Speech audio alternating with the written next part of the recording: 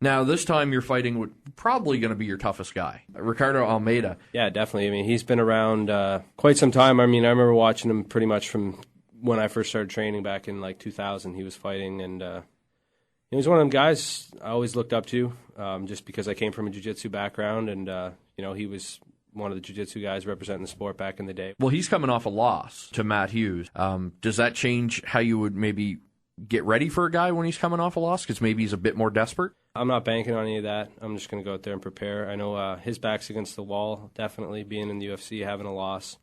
So he's going to have a lot of pressure. He's probably going to come hungry, and I just got to be ready for it. Now, a lot of people were saying you probably have an edge on the stand-up, but if you go to the ground, maybe he has an edge? Maybe, if he's lucky. I don't know. It's going to be close. Now, he's a really dangerous grappler.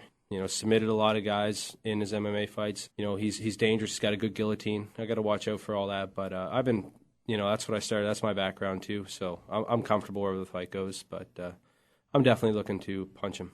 How comfortable are you fighting in Montreal now? Because this is your third UFC in Montreal. It's like my second home for fighting. I'd love to be able to fight in Halifax more often, but if it's going to be anywhere else, Montreal is the best place for me. And it's for me. I have so much experience there. It's definitely going to play in my favor. So that like the doormen at Super Sex know you. Yeah, unfortunately. There was also a guy on this card, and Travis, you were the one that pointed this out to me, so you can jump in on this. Jesse Bongfeld. He was the last guy to beat you before you got to the UFC. Mm-hmm. And now he's there. Would you like to get some revenge in the UFC against him? Yeah, well, whatever. I mean, I'm here to move forward in my career, and he's there to do the same. So if we're going to come across each other, then. But right now, I think he's in the UFC at a higher weight class. I think he's fighting at middleweight, so 185. So we'll see. I mean, if he decides to come back down to welterweight, and if that's in both of our futures, I'd love to do it. Because I think he submitted you too, not to rub it in. Yeah, shut up, man. But it was lucky, bro. You got lucky. Well, that's what I. No, he submitted me. It was good. I was told it was kind of an Anderson Silva-like comeback. Yeah, he poked me in the eye, and then friggin' I was trying to tell the ref, and he grabbed my arm and put me in an armbar. How did you not get a nut shot in on him after he poked you in the eye? That's your trademark move. Yeah, but it was like later on, Oh, okay. Remember when Austin used to do, what did he do? Like the sleeper hold and then $1 Million Dream. Yeah. And he invented the stunner. Exactly. So that was before you invented. Yes, the ball kick. The ball kick, which is a TJ Grant trademark. I think it's a special move in the next edition of the UFC video game. Yeah, it's kind of like how the Undertaker walks the ropes first before he does the tombstone. Yeah, exactly. Speaking of games, you are a big gamer. Yeah. Did you get the new Call of Duty? I did. What do you think? I like it. I've been pretty much stuck on zombies. I've been just playing zombies every chance I get. My girlfriend doesn't like it. I played the multiplayer a bit, and I enjoyed that. But I'm a zombie guy all the way. What's the walkout song this time? I'm going back to Coheed and Cambria, buddy. Welcome home. So nice. Did it actually get played this time? It seems the last time. Oh no, it got played for me. That's when I got my knockout. So I'm hoping I can duplicate that. So I know there's been a couple times where they've had a rush to get the show moving along. They just threw you in the ring. You didn't get a walkout. Yeah, and the last guy I fought actually, he came out to Miley Cyrus The Climb. And I was all, you get nervous before a fight. And then when he came out to that, I was just like, I'm going to squash this guy. But, yeah, it was kind of funny, really. The last thing I'll ask you about, again, we're on the prelim, and we don't know if we're going to see this on pay-per-view. So what do we have to do for Dana White to make sure we get you on TV?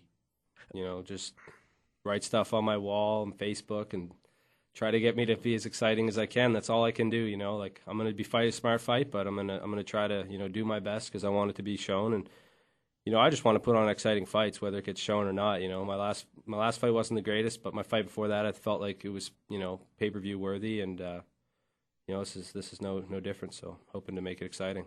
Excellent. Well, we'll tell everybody to start writing on your wall, on your Twitter and everything, and make Dana White take notice because we got to get our local boy on TV. What is your Twitter, by the way, for those who want to follow? I don't even know, man. I don't know how to run Twitter. I set it up. I think it's TJ Grant. Yeah, I think it is, but I set it up, and I don't even hardly ever use it. I'm a Facebook guy all the way. It's these type of things that could be keeping you off TV. Like, what's your Twitter? I don't know.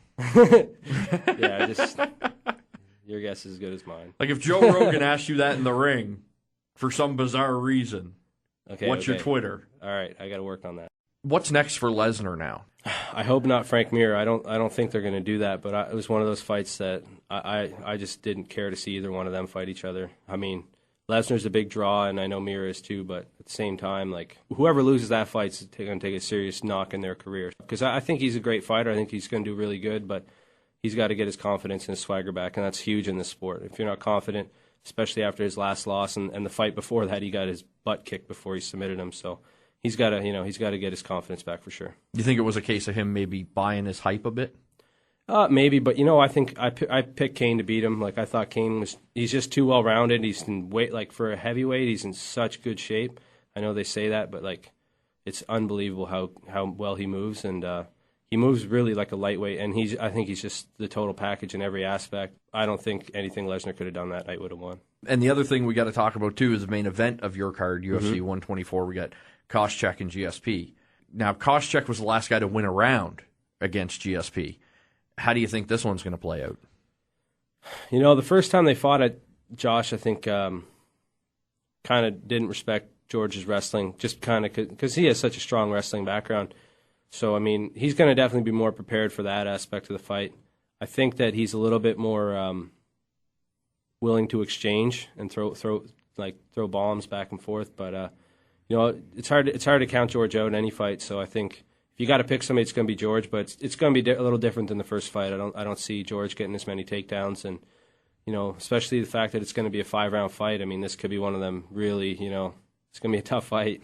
And then the rumor is that if GSP wins, we're going to see the catchweight with him and Silva in Toronto. That'd be a tough fight for George, I think.